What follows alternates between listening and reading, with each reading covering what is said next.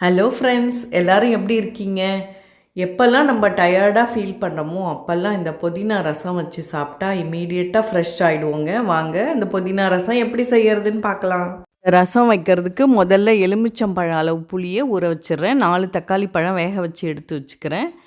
1 spoon மிளகு, 1/2 spoon ஜீரகம், 1/2 spoon துவரம்பருப்பு, 2 காஞ்ச மிளகா வச்சு நல்ல பொடியாக மிக்சியில் அரைச்சி எடுத்து வச்சுக்கிறேன்.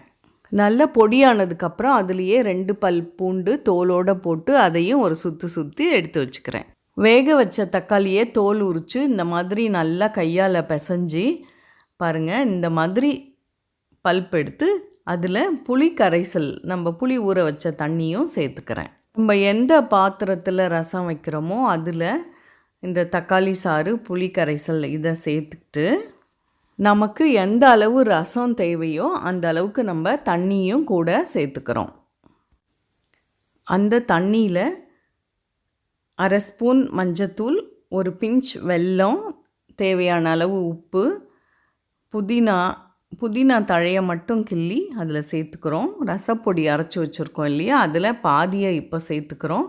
புதினா தழையை கையால் நல்லா பிசைஞ்சி தண்ணியோடு கலக்கும்போது அந்த வாசனை தண்ணியில் இறங்கி ரொம்ப நல்லாயிருக்கும்.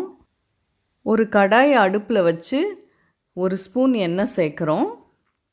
சேர்த்ததுக்கப்புறம் கடுகு கொஞ்சம் போட்டு அது பொரிஞ்சதுக்கப்புறம் நம்ம ரசப்பொடி பாதி எடுத்து வச்சுருக்கோம் இல்லையா, அதை இப்போ சேர்த்து கருவேப்பிலை, காஞ்ச மிளகா 2 இதெல்லாம் சேர்த்து பெருங்காயம் கூட சேர்த்து நல்லா அதை வறுத்ததுக்கப்புறமா நம்ம ரெடி பண்ணி வச்சுருக்க ரச கரைசலை இது கூட சேர்க்குறோம். புதினா வாசனை இப்போவே ரொம்ப நல்லா வருது. இந்த ரசம் ஒரு பக்கமாக லேசாக கொதிக்க ஆரம்பிக்கும்போது நம்ம ஆஃப் பண்ணி மூடி வச்சிடணும். அப்போ தான் வாசனையாக நல்லாயிருக்கும் ரசம். இந்த வீடியோ உங்களுக்கு பிடிச்சிருந்தா உங்கள் ஃப்ரெண்ட்ஸ் அண்ட் ரிலேஷன்ஸ்க்கு ஷேர் பண்ணுங்கள். இது வரைக்கும் சப்ஸ்கிரைப் பண்ணலன்னா லைஃப் ஆஃப் சுமதி சேனலுக்கு சப்ஸ்கிரைப் பண்ணிவிடுங்க. தேங்க்யூ.